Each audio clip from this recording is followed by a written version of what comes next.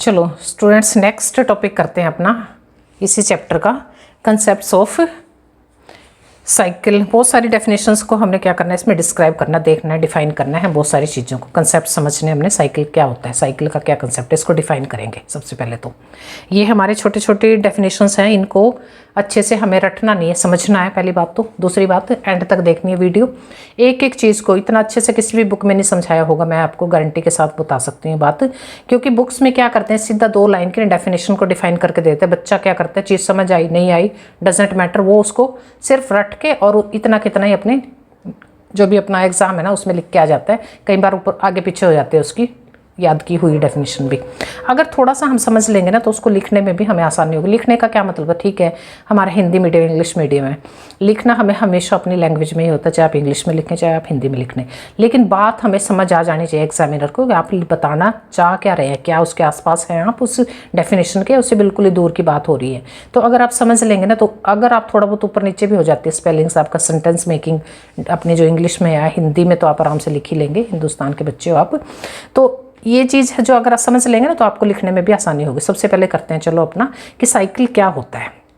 अभी साइकिल की बात हुई है तो यहाँ पे किस चीज़ के साइकिल, अब हम ना ये सारी की सारी जो मोस्ट ऑफ द डेफिनेशंस हमारे ना अल्टरनेटिंग करंट से, अल्टरनेटिंग क्वांटिटी से रिलेटेड है, वोल्टेज है, करंट है। तो सबसे पहला है साइकिल। साइकिल को कैसे डिफाइन करेंगे, डेफिनेशन पढ़ो पहले तो। When an alternating quantity, voltage भी हो सकते हैं वो करंट भी हो सकता है, AC अल्टरनेटिंग क्वांटिटी में दोनों आएंगे आपके, कंप्लीट्स 0 to 360 डिग्री और 2 pi radian circle is known as a cycle. मतलब कि जैसे कि मैंने यहाँ पे एक सर्कल लिया, 0 से लेके मैं कितना घूमी हूँ उसमें 360 तक अपना एक राउंड पूरा किया है। अब ये क्वांटिटी जितना हमारा इस यहाँ से 0 से लेके इतने तक कंप्लीट जो घूम रहे हैं इसको हम बोलते हैं एक साइकिल। अब इसी के कोरस्पोंडिंग, अब मैं सर्कुलर तो घूम लिया, सर्कुलर मैं नहीं घूमी है, क्या घूमा है आपका जो प्रीवियस वीडियोस है उसके कोरस्पोंडिंग आपकी कोयल घूमी है, मैग्नेटिक। मैंने मोस्टली हमने क्या यूज़ किया अभी, कोयल को घुमाया एक स्टैटिक मैग्नेटिक फील्ड में, मतलब मैग्नेट स्टैटिक थे उसके अंदर हम कोयल जब घुमा रहे हैं ना, तो कोयल को हमने कैसे घुमाया, कंप्लीट घुमाया ऊपर नीचे उस पूरी फील्ड में कि 0 से लेकर पूरा एक कंप्लीट किया साइकिल, उसी को बोलते हैं एक साइकिल। अब वेव फॉर्म के कोरस्पोंडिंग जब हम 0 डिग्री पे थे तो हमारा करंट भी कितना था, 0 था। फिर हम 90 डिग्री पे आए तो हमारा करंट कितना, मैक्सिमम। फिर हम आ रहे हैं 90 से 180 की तरफ, तो ये आगे इतना आगे ये वैल्यू आई अपने करंट की। करंट है वोल्टेज है जो भी इंड्यूस्ड EMF। फिर हम यहाँ पे देखिए 270 डिग्री तक आ गए, फिर हम कंप्लीट करके 360 डिग्री तक आ गए। ये डिग्रीज में अगर हम इसी को रेडियंस में लिखें या वाइवा में पूछते हैं रेडियन क्या होता है, तो पाई होता है आपका 180 डिग्री जो बोलते हैं उसको, मतलब रेडियंस पे इसको पाई लिखेंगे, 2 पाई = 360 डिग्री। ये भी आपको चीज़ पता होनी चाहिए कि कन्फ्यूजन ना हो, डिग्री में कैसे लिखते हैं एंगल को, पाई, और रेडियंस में कैसे उसको रिप्रेजेंट करते हैं डिग्रीज को, ठीक है। अब आता है time period. The time taken in seconds to complete one cycle by an alternating quantity is called time period. मतलब है कि एक ये 0 से लेके ये चक्कर पूरा करने में मेरे को कितने सेकंड लगे, सेकंड्स में लेंगे, 1 लगा, आधा लगा, 0.1 सेकंड लगा, कितना लगा, वो जो टाइम है उसको हम बोलते हैं टाइम पीरियड, ठीक है। इसमें कोई कंफ्यूजन नहीं होगा। एक साइकिल मुझे कंप्लीट करना है, मतलब मुझे एक चक्कर पूरा करना है, 0 से लेकर सर्कुलर पूरा करना है, एक अपना राउंड 0 से चलूँगी 360 डिग्री का था, पूरा घूम के मैं कितने टाइम में आई हूँ वापस, ठीक है। अब आता है हमारा थर्ड, अपनी जो डेफिनेशन है किसके, एम्पलीट्यूड को डिफाइन करना है।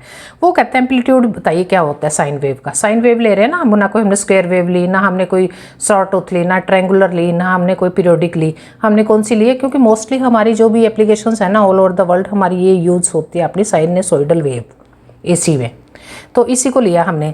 द मैक्सिमम पीक और the vertical distance from the centre is in A sine wave is called it's amplitude. मतलब कि वो क्या कहता है कि वो मैक्सिमम एम्पलीट्यूड सेंटर से, मतलब कि 0 से लेके यहाँ तक मैक्सिमम जो एम्पलीट्यूड है ना वेव फॉर्म का, उसे हम बोलते हैं एम्पलीट्यूड। अब देखिए 90 डिग्री पे ये हमारा कितना हो गया, 180 डिग्री, ये हो गया 360 डिग्री, और ये बीच का होगा 90 डिग्री, और ये हो गया हमारा 270 डिग्री। अब बच्चे थोड़ा सा पॉइंट यहाँ पे देखिए, मैक्सिमम हम 270 डिग्री पे भी है, 90 डिग्री पे। अब वो क्या कहता है, द एम्पलीट्यूड में द मैक्सिमम पीक और the vertical distance from the centre, centre से 90 पे भी है, 270 पे भी, लेकिन 270 पे हमारी वैल्यू जो है ना उस क्वांटिटी की नेगेटिव है।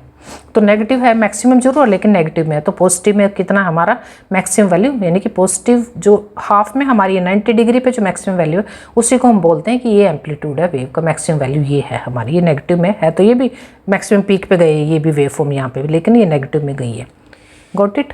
अब आता है इंस्टेंटेनियस वैल्यू। अब इंस्टेंट वर्ड से हम पता चल जाता है कि इंस्टेंट मतलब कि मैं अभी बोल रही हूँ, मैंने क्या बोला, बा, ये मेरा इंस्टेंट बोलना हुआ ना शब्द कोई, तो उस टाइम पे इंस्टेंट मतलब एक पार्टिकुलर इंस्टेंट पे हमारा क्या घट रहा है उस क्षण, उसको हम बोलते हैं इंस्टेंटेनियस वैल्यू। मतलब कि इसको समझो, पहले इसको डिफाइन देखते हैं कैसे करेंगे। The value of an alternating quantity at any particular instant of time, वो जो वैल्यू जो कि एक पार्टिकुलर इंस्टेंट ऑफ टाइम पे लेंगे उसे हम बोलते हैं इंस्टेंटेनियस वैल्यू। इसको हम ना स्मॉल लेटर से रिप्रेजेंट करते हैं। अगर करंट लेंगे तो स्मॉल आई से करेंगे, ईएमएफ की वैल्यू लेंगे तो हम या वोल्टेज या स्मॉल वी से या ई से इसको रिप्रेजेंट करेंगे। अब इसको अगर वेव फॉर्म के फॉर्म में देखते हैं हम इंस्टेंटेनियस वैल्यू को, तो कैसे समझेंगे ये देखिए। ये हमने क्या ले लिया, सेम वही हमारी साइनसोइडल वेव है। टाइम ग्राफ एक्स एक्सिस पे लिया हमने टाइम पीरियड को, और वह क्वांटिटी को जैसे एज यूजर लेते हैं यहाँ पॉजिटिव नेगेटिव, ठीक है, दोनों हाफ है ना, पॉजिटिव या नेगेटिव है। तो देखिए T1 टाइम पीरियड पे ना मेरी वैल्यू, मान लो मेरे टोटल पीक ना मैक्सिमम जो वैल्यू है पीक इसकी, अगर मैं सेंटीमीटर्स में नापती हूँ, मान लो कि मेरी क्वांटिटी है 1 सेंटीमीटर, उतनी एमएम मान लो, सेंटीमीटर ही मान लो। लेकिन इस इंस्टेंट इस टाइम पीरियड पे मेरी क्या, अगर मैं इस इंस्टेंट पे मापती हूँ अपनी इसका एम्पलीट्यूड, ये मैक्सिमम वैल्यू यहाँ पे इंस्टेंटेनियस इस T1 टाइम पीरियड पे, T1 टाइम पीरियड पे ये मैक्सिमम नहीं है, कम है ना इससे 90 डिग्री पे, जितना उससे कम है ना वेव फॉर्म। यहाँ मेरी मैक्सिमम है 90 पे, पूरा फुल है एम्पलीट्यूड इस इंस्टेंट पे वैल्यू करंट की। इस इंस्टेंट पे नेगेटिव में है कुछ और वैल्यू, कुछ और है ना, मैक्सिमम है, यहाँ पे डिक्रीजिंग हो रही है, नेगेटिव में यहाँ पे वैल्यू कुछ, मतलब हर इंस्टेंट पे मेरे को क्या मिल रहा है, अलग अलग वैल्यू मिल रही है। 0 से लेके 180 डिग्री तक मेरा जितने इंस्टेंट मिलेगा मेरे को सारी उनकी वैल्यू मिल रही है पॉजिटिव में। 180 से 360 तक जिस भी इंस्टेंट पे मैं देखना चाहूँ ना वैल्यू, टाइम इस टाइम पीरियड पे कितनी है वैल्यू इस करंट की, इस पे कितनी है, इस पे कितनी, तो हर पे ये चेंज हो रही है क्योंकि साइनसोइडल है। ऐसा होता है ना स्मूथ चल रही है, 5 वोल्ट है तो 5 ही जा रही है, 5 एम्पियर है तो 5 ही जा रही है, नहीं नहीं, 0 से स्टार्ट हुआ, बढ़ता बढ़ता ही मान लो 5 एम्पियर तक का करंट की वैल्यू है, मैक्सिमम 5 यहाँ पे आ रहा है मेरा 90 डिग्री पे, फिर ये घटना शुरू हो गया, फिर 0 पे आ गया, फिर ये नेगेटिव में चला गया, नेगेटिव 1 2 3, यहाँ पे -5 आ गया, फिर ये घटना शुरू है, फिर 0 पे आ गया। मतलब हर इंस्टेंट पे अलग अलग वैल्यू, उसको बोलते हैं इंस्टेंटेनियस वैल्यू। अब होता है एवरेज वैल्यू। अब एवरेज बोले मीन बोलो, किसी भी अगर हम अर्थमेटिक बोले ना कि मेरे पास ना 10 लड़के हैं और इस तरह से कोई क्वांटिटी उनमें मैंने डिवाइड करनी है, तो उसको इसका मीन कैसे निकालेंगे, 10 डिवाइडेड बाई जो भी उस टर्म्स होगी उसको नंबर ऑफ क्वांटिटी उसी से डिवाइड कर देते हैं। एवरेज मैथमेटिकली हमें सबको निकालनी आती है मीन वैल्यू, यहाँ पे वही मीन वैल्यू, इसको हम एवरेज वैल्यू बोले या मीन वैल्यू, एक ही बात है। इसको मैं लिख भी देती हूँ, अब लिख करके मीन, कई बार ना मीन वैल्यू भी पूछ लेता है वो, एवरेज वैल्यू मीन वैल्यू एक ही बात है। तो वो क्या होता है, the arithmetic average of all the instantaneous values over 1 complete cycle, मतलब कि हर इंस्टेंट पे ना कंप्लीट साइकिल में पॉजिटिव नेगेटिव टोटल कितने इंस्टेंट लिए हमने, कितनी जगह पे नापा है अपने करंट को, किस टाइम पे, मान लो ये 2 सेकेंड 0.2 सेकेंड पे इतना था, 0.3 सेकेंड पे करंट की वैल्यू इतनी थी, 0.4 सेकेंड पे इतनी थी, कंप्लीट 1 सेकेंड तक हमारे करंट की वैल्यू कितनी सारी बार, कितनी बार नापा, 10 बार 20 बार, कितनी बार हमने क्वांटिटी को मेजरमेंट किया, उसका एवरेज मीन्स अगर मैं आई एवरेज लूँ नापने करंट की, तो जितने इंस्टेंटेनियस थे ना हमारे करंट की वैल्यू, उनको डिवाइडेड बाय n हो जाएगा, ये होगी हमारी एवरेज वैल्यू। फिर आता है RMS वैल्यू बोले या root mean square value. Root mean square value क्या होती है, जितनी भी आपकी एवरेज वैल्यू है ना उनका स्क्वायर का रूट, मतलब क्या करेंगे, इंस्टेंटेनियस वैल्यूज लेंगे, उनका स्क्वायर कर देंगे और उसका फिर रूट भी कर देंगे। सिंपली तो मैथमेटिकली तो ये चीज़ दिमाग में रखना। अब इसको डिफाइन कैसे करें भाई, इसी चीज़ को मैथमेटिकल जो लिख लिया ना इसको डिफाइन यहाँ पे करेंगे।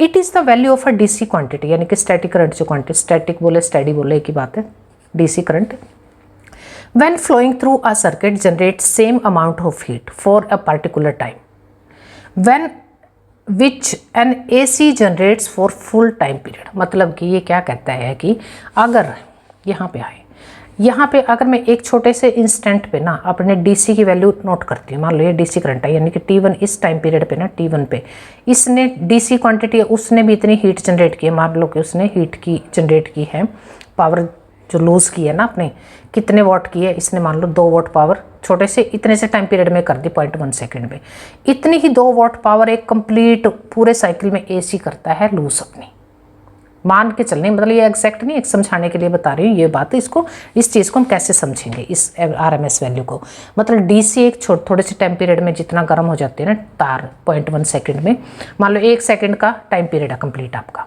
ठीक है, एक इंस्टेंट ऑफ टाइम पे, मतलब कि 1 सेकंड के टाइम पीरियड पे अगर हम नोट करें ना 1 सेकंड में कितने हीट जनरेट कर रहा है DC, कितना गर्म हो रहा है, और वो अपने पूरे 1 सेकंड में इतने गर्म हो रहा है, मतलब वो 0.1 सेकंड में जितना गर्म होगा ना DC जनरेशन पे तार, अगर एसी को हम पास करा रहे हैं ना तो वो कंप्लीट 1 सेकंड में इतनी गर्म होती है जितना डीसी एक स्मॉल इंस्टेंट पे गर्म हो जाते हैं तार, ठीक है। अब आते हैं मैक्सिमम वैल्यू। मैक्सिमम वैल्यू क्या होती है? मैक्सिमम वैल्यू होती है the maximum value attain bye N AC alternative current during 1 cycle is called its maximum value. यानी कि जब हम कंप्लीट साइकिल देखते हैं ना, जिस हाफ में मैक्सिमम पॉजिटिव हाफ में रहेगी, पॉजिटिव वैल्यू को डिनोट करेंगे, नेगेटिव तो मैक्सिमम हो नहीं सकती।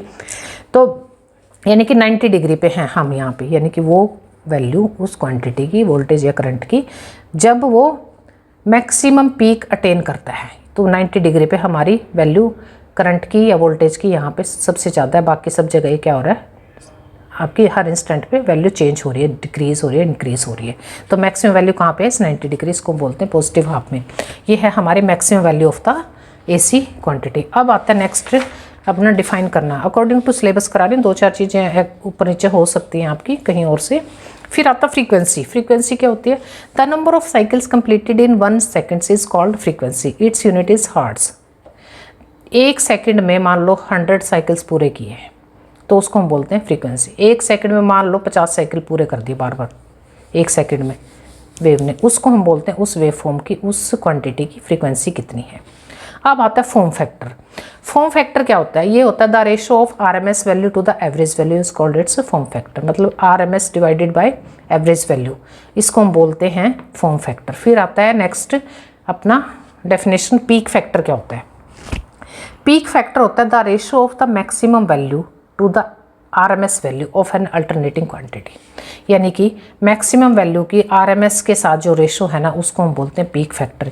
आईएम के करंट है या वोल्टेज है, दोनों केसेस को मैंने बता दिया। अगर करंट का पूछ रहा है कि पीक फैक्टर क्या होगा, तो वहाँ पे maximum current divided RMS value of that current, ठीक है। और अगर वोल्टेज के केस में ईएमएफ के केस में पूछता है तो ईएम डिवाइडेड बाय ईआरएमएस।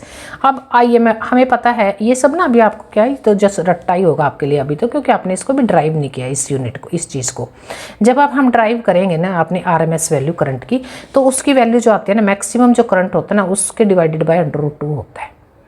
जब हम अपनी पूरा डेरिवेशन करेंगे तो ये चीज़ क्या आएगी, I M divide, R M S की जगह मैं क्या रख सकती हूँ, I M divided by √2। I M से आई एम कटेगा तो क्या बचेगा, ये आई √2 ऊपर चला जाएगा ना, तो √2 की वैल्यू कैलकुलेटर से निकाल लेंगे हम, क्या होगी 1.4142। तो अगर हम बोले कि पीक फैक्टर की वैल्यू कितनी होती है न्यूमेरिकली, जब भी हमारे क्वेश्चंस आते हैं तो पीक फैक्टर दे के रखता है, यूज़ होएगा ही होएगा, तो हमें ये रटी जाती है कितनी होती है, √2 होती है वैल्यू। मोस्टली वो दे के भी रखता है, नहीं तो दे के भी ना रखे तो पता है कि √2 मीन्स 1.412 ये होती है हमारी वैल्यू किसकी, पीक फैक्टर की। न्यूमेरिकल्स में यूज़ होएगी ये चीज़ बार बार। आई होप सो मेरी जितनी भी सिलेबस के अकॉर्डिंग थी ना, जितनी भी क्वांटिटीज़ को उसने डिस्क्राइब किया हुआ ना सिलेबस में, सभी आ चुकी हैं। Thank you very much. अगर बच्चों वीडियो अच्छी लग रही है ना, प्लीज़ वो किया करो, क्या भला, हाँ सब्सक्राइब किया करो, लाइक किया करो, कमेंट भी किया करो कुछ चाहिए आपको। और अगला सब्जेक्ट आपने कौन सा पढ़ना है वो भी बता सकते हैं आप। पहले मैं डिप्लोमा के ही 2-4 सब्जेक्ट्स उठा रखे हैं मैंने, फिर मैं बीटेक पे चलूँगी। Thank you very much.